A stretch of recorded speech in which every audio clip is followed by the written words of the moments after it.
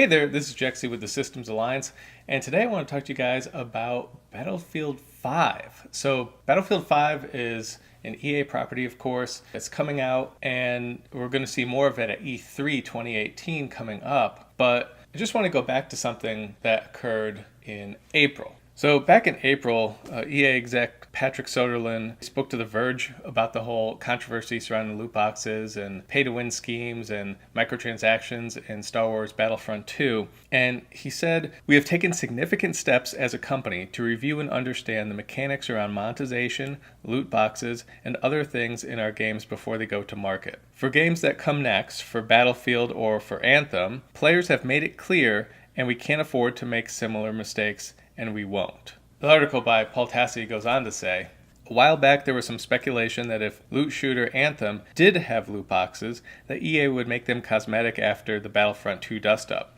But given the nature of their Battlefront 2 update and fixes, I have to wonder if loot boxes will exist in the game at all. The progression rework of Battlefront all but eliminates randomized drops entirely, and what cosmetics are sold are not in loot boxes but available for premium currency. Launching with no loot box elements at all would give Anthem a leg up over rivals like Destiny and The Division." I definitely agree with his analysis that it would give EA a leg up. Players are desperately looking for just a fun game to play without feeling like someone's trying to constantly steal their money. So for Anthem being BioWare's big project that they're working on right now, one that people are saying is the only way to save the company, yeah, this would be a huge deal for them, and I know I would definitely buy it. That would be something that would interest me, just a fun game where no one's trying to take my money. Great, let's go for it. It looks great so far. If it's not taking my money, even better. That being said though, the CEO of EA, Andrew Wilson, did come out after that, more recently, and told his investors, don't worry,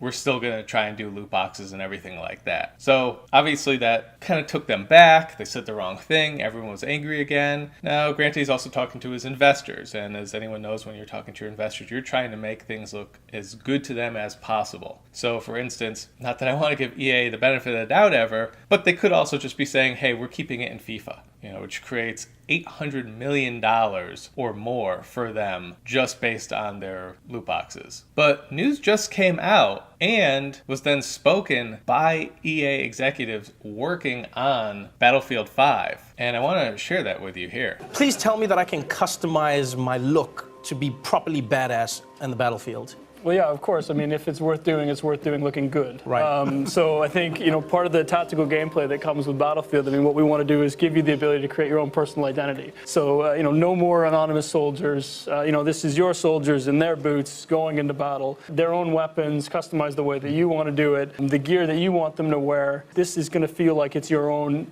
personal arsenal. And obviously, I want to get as much of that arsenal as I can possibly get. How do I even begin getting all of this gear? You play the game. I mean, for what we want players is you get rewarded for playing the game. Yeah, I mean, it's pretty short. It's whatever you want to progress towards, your company, your class, or a specific item, you play the game. And we set out to commit to that you always feel rewarded for what you do, whatever you play. So you just play to unlock these items. Then I guess I have to ask, and I know it's a sensitive subject, but I'm still going to go there. Is this game going to be pay to win? No, you can't pay to get an unfair gameplay advantage. What if I have a lot of money? Call me. So you won't be able to pay? No. So in Battlefield, it's always been about a balanced rock, paper, scissors gameplay, and it still is. You really have to, like Les was saying, you have to play the game to earn new gear, and skill is really key. Okay, but what about Premium Pass? Will it be one of those games where I have to shell out another $50 6 months after I've bought the game? Is that how it works? Well, I guess I get the fun part of not taking any more of your money as well. But no, there's no more Premium Pass in this game. This means no more.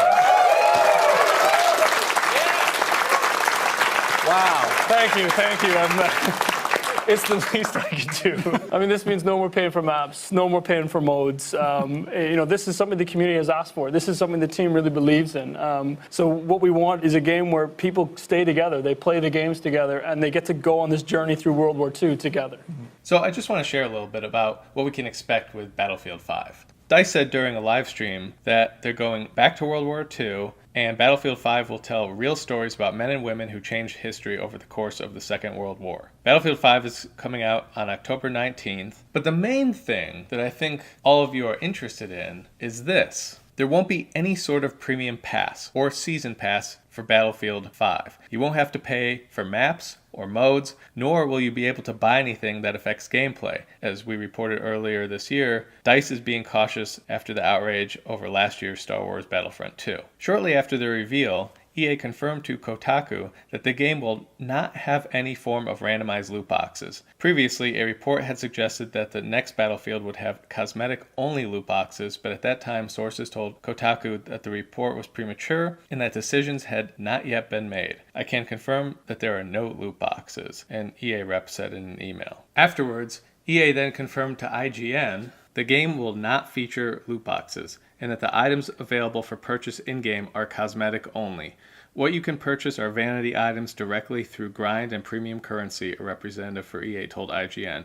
You cannot pay for an advantage or power in Battlefield 5. And as we said, at the reveal event, it was also revealed that Battlefield 5 will scrap the Premium Pass, offering all of its major post-release content for free. Well, that's huge. That's actually a big turnaround for gaming in general. Not just for EA, but as I mentioned, take a game like Gears of War. You still have a premium pass and you get the content, and if you don't have it, then you have to buy the content separately, which adds up to more than how much the premium pass is worth. So really, to hear this is great for gaming, but to hear it from EA, now that's a big deal. I would have never thought that EA would be backtracking on the whole microtransactions and loot boxes this quickly after the Star Wars Battlefront 2 fiasco. I just didn't see it happening. But here we are. It's happening, and I want to know what you guys think. Will you be picking up Battlefield 5 over, say, a Call of Duty, or just in general, you want to pick it up and try it out and try the co-op in World War II and check out the stories that they're going to be offering? I think I actually might. This seems like a game developer, at least, that is trying to turn things around, and it also sounds like EA is letting them do that. Who knows? Maybe this will be the time that Battlefield outsells Call of Duty. No loot boxes, no microtransactions that have to do with impacting the actual game or anything like that. Let me know what you guys think. We'll stay on this, and hopefully the game will come out just as they say. See you guys later.